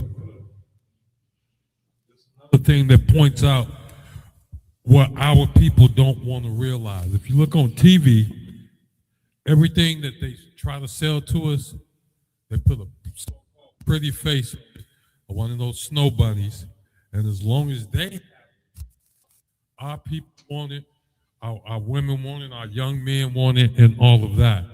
But the thing pointing out here is that something the UPK been saying before I got here, and that is the cruelest slave master in America to our people was the woman. Was the slave owner's wife, just like the woman that was saying, "Go talk to the king so you can put Mordecai on the gallows," was Haman's wife. Yeah, she was scheming inside the house with Haman to get rid of Mordecai and all the Jews. That's a heavy point too, man. That's so heavy because he's so true. He is so correct, man. Y'all be thinking that white man is evil. That white woman is way more evil than you think. She way more evil. All right, keep going. Then go thou in merrily with the king unto the banquet. And the things pleased Haman, and he caused the gallows to be made. All right, so he caused these things to be made. He's like, man, you know what, baby? That's a good idea. I'm going to do it. And he did it. Now go to 6. Let's go to Esther, the 6th chapter. Esther chapter 6, verse 1. On that night could not the king sleep, and he commanded to bring the book of records of the chronicles, and they were read before the king. Now it's telling you right here, the king couldn't sleep this night. This how you know what I mean, how the Lord and his judgment be working. He be so perfect on how he move. The Most High is so poetic, man. The king not stupid. He not dumb. Nowhere near stupid. This night he couldn't even sleep. And something just told him to go read in the book of the Chronicles, right? Go ahead. And it was found written that Mordecai had told of Bigthana and Teresh, two of the king's chamberlains, the keepers of the door, who sought to lay hand on the king's Ahasuerus. King Ahasuerus. Now remember when I told y'all about the two people that plotted on the king, right? But guess what? These two people would have plotted on the king and got away if it was not for Mordecai. Mordecai got written in the book of the Chronicles.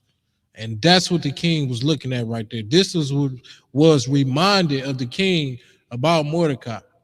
All right, go ahead. And the king said, what honor and dignity have been done to Mordecai for this? Now he thinking like, damn, this man practically he saved my life. Nah, Haman, he want him murdered and killed. Not only him, but his people. Like, what's going on? You know what I'm saying? He looking like, man, what's really going on? I got to look into this now. All right, go ahead. Then said the king's servants that minister unto him. Got something, sir? You should be good. Go ahead. There is nothing done for him. And the king said, who is in the court? Now Haman was coming to the outward court of the king's house to speak unto the king to hang Mordecai on the gallows that he had prepared for him. Read. And the king's servant said unto him, behold, Haman standeth in the court. And the king said, let him come in. Okay. Read. So Haman came in, and the king said unto him, what shall be done unto the man whom the king delighteth to honor? Now he's asking. Now he questioning him like, what you trying to do to this man that I honor? Because he in my books, he in my records. I honor him. So what you trying to do? Go ahead. Now Haman thought in his heart, to whom would be king delight to do honor more than to myself? Now he thinking like, hold on, wait a minute. You know what I'm saying? I'm your honor. He looking at the king like, I'm your second in command.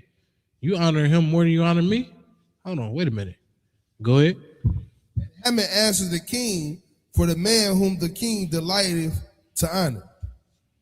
Read. Let the royal apparel be brought, which the king useth to wear, and the horse that the king rideth upon, and the crown royal which is set upon his head. And let this apparel and horse be delivered to the hand of one of the king's most noble princes, that they may array the man withal whom the king delighteth to honor, and bring him on horseback throughout the street of the city, and proclaim before him, thus shall it be done to the man whom the king delighteth to honor. All right, go ahead. Then the king said to Haman, make haste, and take the apparel and the horse, as thou hast said, and do even so to Mordecai the Jew, that sitteth at the king's gate, letting nothing fall of all that has spoken. So he just gave him permission, like, go ahead, let it be done. You got some warrior. I just want to say, just like the white man, he get puffed up. See, Hammond, he thought that honor was going for him. Right. But he didn't realize that the king was trying to honor the person that actually, saved his life. Right. So he telling him, okay, look, he thinking for himself, he thinking, yeah, I'm gonna, be rolled through the streets. Everybody gonna be honoring me. Everybody gonna be laying down, not understanding that the king is talking about Mordecai. Right. So just now, when he found out it's Mordecai, I'm gonna let you go ahead and tell us, sir. Yeah, that is so heavy, man. Like he nailing it right in the coffin, like dead ass. Go ahead, brother. Keep reading. And Mordecai came again to the king's gate, but Haman hasted to his house mourning and having his head covered. Go ahead. And Haman told Zeresh his wife and all his friends everything that had befallen him. Then said his wise men and Zeresh his wife unto him, if Mordecai be of the seed of the Jews, before whom. Hold on, that mic going out. Just make sure they can hear you. Slocky. Go ahead. Before whom thou hast begun to fall, thou shalt not prevail against him, but shalt surely fall before him. Now his wife said, look, she switched it on his ass. She said, if Mordecai be the seed of the Jews, and then she said, before whom thou hast begun to fall, thou shalt not prevail against him. Now his wife like, hold on now, bro. If you talking about him and he one of them Jews, you gonna end up falling before he do. That's basically what she's telling them right here in the scriptures. This is what's unfolding. Right? Read. And while they were yet talking with him, came the king's chamberlains and hasted to bring Haman unto the banquet that Esther had prepared. They hasted to bring Haman into the banquet that was prepared. Because remember, she said, if it please the king, I want to have a banquet, you know what I mean, with you and your number two. So this was about to happen. Go ahead. Chapter 7, verse 1. So the king and Haman came to banquet with Esther the queen. And the king said again to Esther, on the second day at the banquet of wine, what is thy petition, Queen Esther? And it shall be granted thee. And what is thy request? And it shall be performed even to the half of the kingdom. Mm-hmm. Keep going. Then Esther the queen answered and said, if I have found favor in thy sight, O king, and if it please the king, let my life be given me at my petition and my people at my request. Read. For we are sold. For we are what? We are sold. We are what? We are sold. What people on the planet Earth that was ever sold? Black people. We were sold in the South. You understand? We were auctioned off. Our people always were slaves. You understand? We were always the slaves. Nobody can tell you that you are not the real Jews because they haven't went through the destruction of the real Jews. That destruction only fits blacks, Hispanics, and Native Indians. That's it. It don't fit no other race. No other race can say, I'm a Jew. No other race can be strong enough to go through the poverty, the destruction, you know what I'm saying, the generational curses, That didn't happen to black people. We so destroyed. People, other races look at us like, what the hell wrong with us? You understand? When really, man, we just live like our oppressor. And we just take that as face value. You understand? Not knowing ignorantly that we are God's chosen people. We the people. We are the ones that's in this Bible. These records are about us. You understand? Keep going. Then the king Ahasuerus answered and said, Esther the queen, who is he and where is he that durst presume in his heart to do so? So he like, hold on, who got your people? Who doing this to your people? Who is he that's doing this? Read. And Esther said, the adversary and enemy is this wicked Haman. Hold on, the adversary is this enemy is who? Wicked Haman. Wait. Oh my God. Nah, it's all coming out. Haman, he thought this big celebration and all this was about to be about him. He thought he had everything in the bag. He thought he was good. No, she flipped the script. She flipped the script on him. And she did it so crazy. You understand? He did not see this coming at all. You know what I mean? This was the big surprise. This was, you know what I mean? The aha moment fell upon him. You understand? Keep going.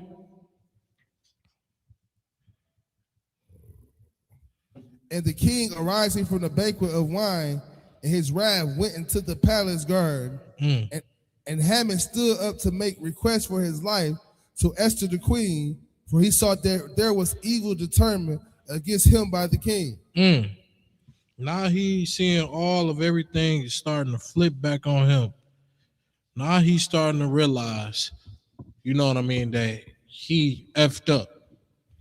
You know what I mean? What was that in Ministers of Society too? You know you done effed up, right? This is what he was feeling right here. He knew it was over with.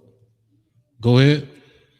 Then the king returned out of the palace garden into the place of the banquet of wine, and Haman was fallen upon the bed whereon Esther was. Then said the king, will he force the queen also before me in the house? Now he really pissed the king off. You not only, you know what I'm saying, you went against my rib. You all in their bedroom, you done fell upon their bed and you doing all of that. You doing all of that. Now you gonna force yourself on my rib too? That's what he was thinking. He was already in wrath. But it got worse when he seen that. All right. And what is this showing you about Esther? She not only put her life on the line, you know what I mean? This was a beautiful sister with a beautiful spirit, because her spirit, man, was just pure. She didn't get this by saying she was some independent woman. She did not get this. She didn't get all this power by being like bullish. You know, shalom. So Yahweh Shemiam Shabrakatah. She didn't get all this power by being a woman sticking her chest out. She got all this, man, because she was humble. You know what I mean? She was submissive. You know, she was what you call that? Shame-faced it. And what does it mean to be shame-faced? A sister, you know, that's, you know, she covers herself. She has some pride about herself. You know what I mean? She not trying to be all out here. That sister, that's what she had. These the characteristics she had. And this is what got her. These same characteristics saved not only her life, but her whole entire nation life. You know what I'm saying? That's why there is a such thing as a book of Esther in the Bible today. This sister, man, had a beautiful spirit, and she followed the Lord. She followed the Most High, man. She put her life on the line because she could have died doing this. She definitely could have lost her life trying to do this. But she believed in the Lord and made it happen. I'll give you the same equivalence. You see my brother right there, Tapasar? When Tapasar went to Acuña, Mexico, you know what I'm saying? They put their lives on their line, man, for our Haitian brothers. They ain't had no food. They ain't had no resources and no nothing. And guess what? They went into a cartel-infested environment. You know, if anybody know anything about the cartel, The cartel kills any and everybody. They don't ask questions. But guess what? They didn't kill them brothers. The Lord, this is how you know that the Lord is with us. You understand? Those are the same actions. These are the same things. We are the same people today. Like, that is a fact, man. You know what I mean? That's why you got to be ready to die. You got to be ready to put your life on the line for something good in life for once. I told you what we done already died for. We already done died for all the bull crap, man. Let's die for something that's righteous.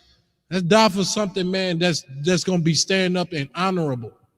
You know what I'm saying? At least we be honored by the Most High and Christ and be remembered on these things. If we go and we do these things to our death, we do the righteous things. We come back to the law, statutes, and commandments.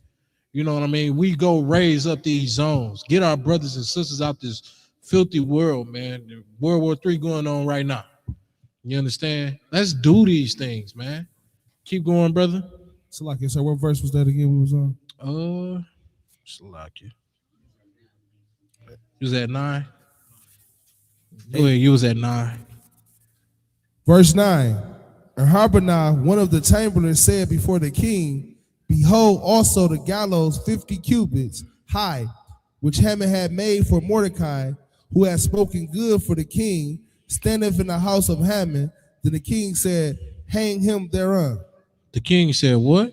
Hang him thereon. So that same gallows that was made for Mordecai, those same gallows got made, and guess who died on them? Haman. Haman got hung on those gallows. Haman was a wicked bastard that was trying to kill Israelites. You know what I'm saying? He tried to charge them and try to get them up out of there, and it backfired on his ass. You want to know how it backfired? You messing with God's chosen people. At the end of the day, go ahead, sir. Salakia.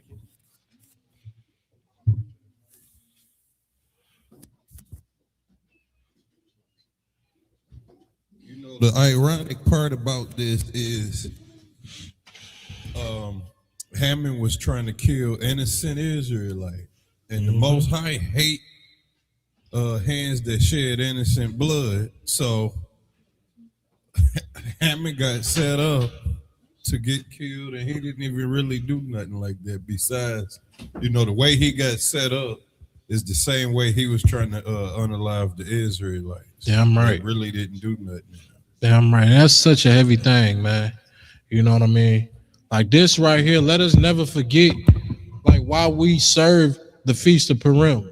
And another thing you should never forget is your Christian pastor never told you about the Feast of Purim. Don't ever listen to a pastor ever again in your lives. Y'all see him, turn the TV off.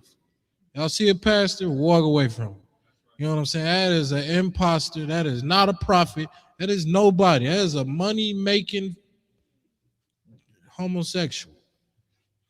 It's a money-making homosexual. That's what he is, man. I got some other words for him, but we on television. I can't say that. I'm not going to say it. Keep going, Habawan. Hadawab Salaki. I got it, sir. Go ahead. Esther chapter 7, verse 10. So they hang Haman on the gallows that he had prepared for Mordecai. Where you at, Salaki? Esther chapter 7, verse 10. God. So they hang Haman on the gallows that they had prepared for Mordecai. Then was the king wrath pacified. Nah, he felt better because he know he got some evil bastard up out of there. And not only that, the Lord let these things happen. You see what I'm saying? This was all of the Lord's doing. Okay? The Most High had this set up from the get-go. All right? It always feel like when we about to be on like our last strike, the Lord just come on and kick in for us, man. That's how it always has been. Go ahead, Tapa, sir. Salaki, so to your point, it's heavy. Even what Officer Quadash was saying about the irony, right? You brought it up at the beginning of the class. It's you know, like the Lord be Lording. You know what I mean? Like it's heavy to me because them striking Iran right before Purim, right? The Lord used the Iranians with Esther to give us deliverance. Now Iran is launching at Saudi Arabia. Commander John ain't gonna speak on that tonight, but it's like the Lord he just poetic. He using the same, you know what I mean, to set up our deliverance from all of our enemies, not just Amalek, but everybody. Everybody finna get pulled into the valley of decision and dealt with. So, right. Man, get out of hand, man. Like, think about that. That is a heavy point he just pointed out, man. Like, think about that. These people, what we talking about, the Persian King Ahasuerus, he's from Iran. He's Iranian. How so subconsciously Iran is getting bombed? And then if you think they're not about to retaliate, you crazy. You out of your mind. They are already chanting death to America. They chanting those things. You understand? So go ahead, sir, Salakia. And this is a heavy point. I know this kind of like a sidebar to the class, but this war is this is a sign for us to get our stuff together and gather together like how we supposed to, because America, at the start of maybe last year, they got into a war with Ukraine, or got to dealing with Ukraine and Russia, and then they got to dealing with Israel, and now they beefing with Iran. That America, the white prideful cave beast, got his hands in too many fights going on right now. And the way that they appear on TV and murdering everybody, ain't nobody finna have mercy on America if they got weapons. See, they can pull that on black people, and we're going to go marching and begging because we ain't got no military. But these other countries with militaries, they not finna play with these white people. So what we got to do is just gather ourselves together like the Lord told us to. Damn right. Kazak, you got something, brother? Salaki, what Kodash is saying is very heavy because Kat Padaryala brought that out, a few weeks ago when he taught us the steps and the things to look for to find a fallen kingdom. And that right there, what Kodash said, where they're fighting too many wars at one time, shows that America is a fallen kingdom. Babylon is actually falling right before our eyes, and they're televising it. Because you got Trump over here kidnapping people, sending bombs over here, talking crazy, telling people hide in your house, bombs gonna be dropping everywhere. And we watching him get to a point where his military is gonna be too strained to even protect his own land. Mm-hmm. So Cap showed us something right then and there at the water to Most High Christ, Commander Junior Hunter, and every man on down. You know what I'm saying? For showing us this truth. So like, that's so heavy, man, because this right here is gonna save, a lot of lives if they want it. A lot of lives gonna get lost too. You know what I'm saying? The ones that didn't think what we were saying was true, always hated on us. You about to see in about 2 seconds everything we've been saying. They gonna say them niggas on the corner that I thought was crazy, they actually told the truth. We is in World War III. That's what y'all about to see. And Commander Junior Hunter always said these schools gonna flood. That's coming too. So just be prepared. All right, go ahead. We're gonna go to Esther, the 8th chapter. Esther chapter 8, verse 1. On that day, it's like I think you went out of Warrior. You might need to get a different mic.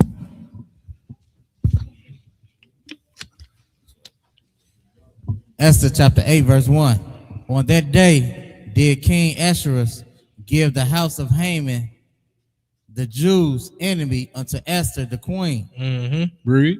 And Mordecai came before the king, for Esther had told what he was unto her.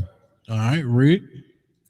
And the king took off his ring, which he had taken from Haman, and gave it unto Mordecai. He did what? Gave it unto Mordecai. So that same ring that he gave to Haman, he gave to Mordecai. He realized who Mordecai really was. Not only was he written in the book of, this is why I say it's funny how the Most High worked. Not only was he already written in the book of the king's records, this is somewhat he's related to, you know what I'm saying, the king's wife. You see that? Go ahead.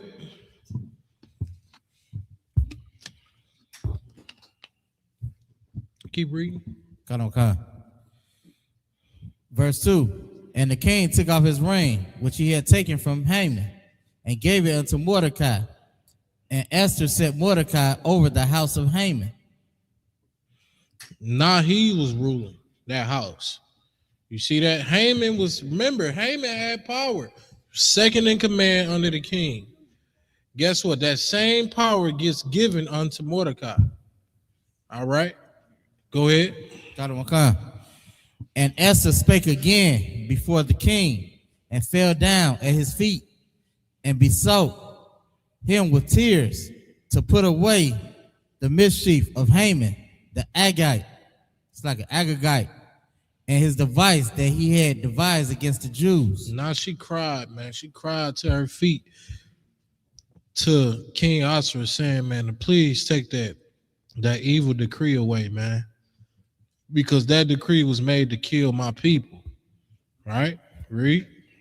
Then the king held out the golden scepter towards Esther. So Esther arose and stood before the king. Read.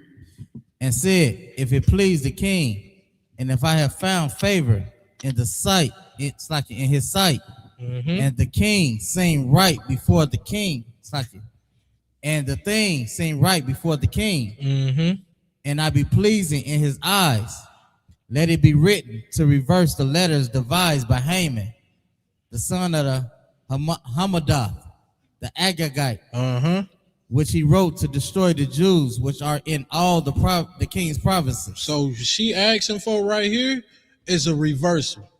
You know, instead of y'all killing us and killing my people and killing the Jews, please take that decree away. Reverse this thing. And she cried to him. You understand? We're going to see what's going to happen, Reed.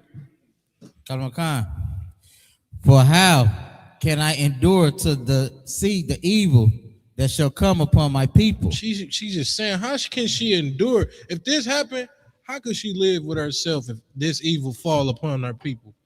All our people get murdered and killed and all of that, man.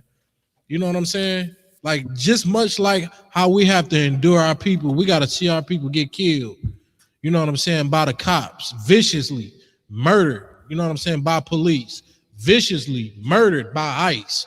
You know what I'm saying? How long we got to endure this?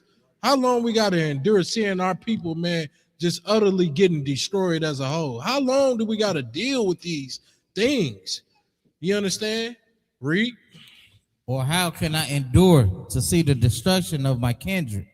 Y'all hear what she's saying? She's saying, how can she gonna endure this? How's she gonna be able to stomach these things? This is how you know black people, we really are destroyed, because we had to endure these painful things.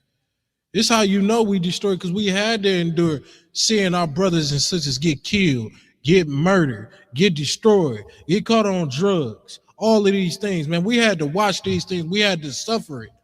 And it gave us depression. It gave us mental problems. It gave us all the demons that we got today. You understand? Read. Then the king Ahasuerus said unto Esther the queen, and to Mordecai the Jew, behold, I have given Esther the house of Haman, and him that have hanged upon the gallows, because he laid his hand upon the Jews. Keep going. Write ye also for the Jews, as it is like of you, in the king's name, and seal it with the king's ring. For the writing which is written.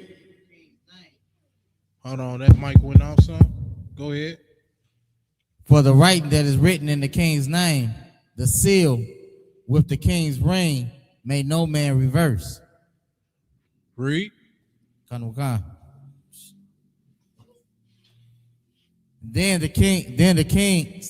were the king's scribes called at the time in the 3rd month, that is, the month of Sivan. So these scribes is like the people who publish these laws, right? and put them out in the public. Right, read.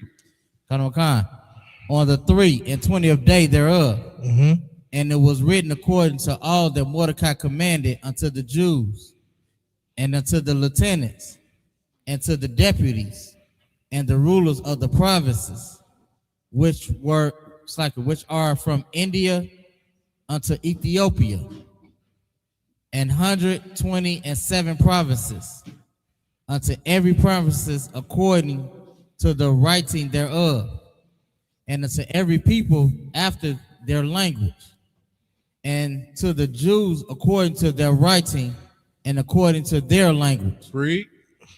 And he wrote in the king's Asher's name, and sealed it with the king's ring, and sent letters by post on horseback, and riders on mules, camels, and young dromedaries. All right, read. Wherein the king granted the Jews which were in every city to gather themselves together, and to stand for their life, to destroy, to slay, and to cause to perish all the power of the people and the provinces that will assault them, both little ones and women, and take the spoil of them for a prey. You understand? So these things was reversed now. You see that? Like these laws got reversed. Instead of these things happening and falling down on the children of Israel, these things will later happen to people that try to come against the children of Israel. You see that? Read. Verse 12. Upon one day in all the provinces of King Ahasuerus, namely, upon the 13th day in the 12th month, which is the month of Adar, the copy of the writing for the commandment to be given in every province was published unto all people, and that all the Jews should be ready against that day to avenge themselves on their enemies. Read. So to the post that rode upon mules and camels went out, being hastened and pressed on by the king's commandment. And the decree was given at Shushan, the palace. Go ahead. And Mordecai went out from the presence of the king in royal apparel of blue and white, and with a great crown of gold, and with a garment of fine linen and purple. Right? Read. And the city of Shushan rejoiced and was glad. You understand? Because that right there, man, now Mordecai has some power. You see that? Like that right there is such a beautiful thing, man. And this thing, these things would have never happened without Esther. You know what I'm saying? Without her listening and hearkening unto Mordecai. You know, like that should be a lesson to sisters, man. These brothers that got wisdom, man, you got to start listening to them. Even if it don't even sound right to you, maybe even it don't feel right to you, you got to listen to these brothers, man. Because these brothers, at the end of the day, gonna save your life.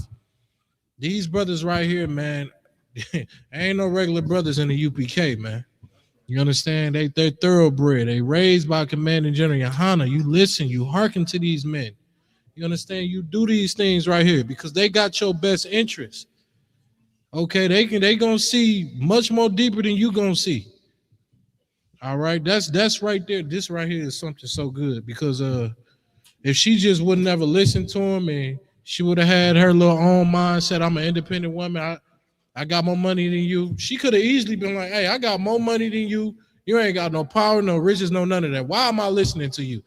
That would have got her murdered and killed and destroyed. And we still was going to get saved out of this thing because that's just how the Lord works. You understand? That's just, so that right there is the full-blown history of the Feast of Purim. You know what I mean? This is why we celebrate the Feast of Purim today in 2026. You feel me? Because Esther, she was a real nigga.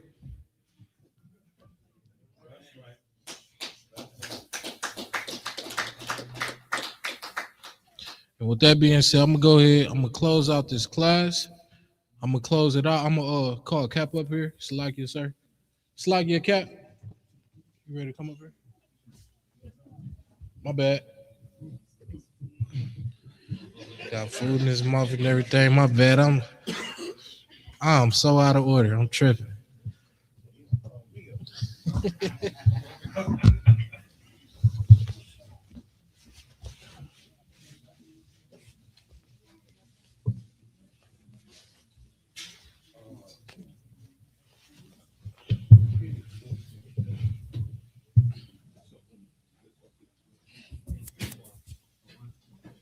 That being said, we're gonna go ahead and close this class out.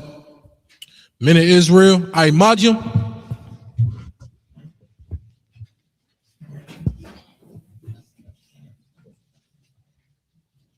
Amajim Shabbat. I Majim. Barak. Yahaba Shimei Shah Brakatah. Yajim Matah. Saw. We're gonna have the sisters stand. We're gonna give a courtesy salute to the sisters. Men of Israel, I Majim Shabbat. I Majim. Barak. Yahweh Shamar Alatah Shimei Shah. Yajim Matah. Dismiss. Hey, listen, brothers and sisters, man. If you like what you hear, hit the subscribe button, man. Subscribe to this channel. And also, please, go to isupk.com and pay your tithe. Drop me some cash so we can move around this planet like we need to, man, and do the things we need to do. They're one West. They're one West. They're one West. They're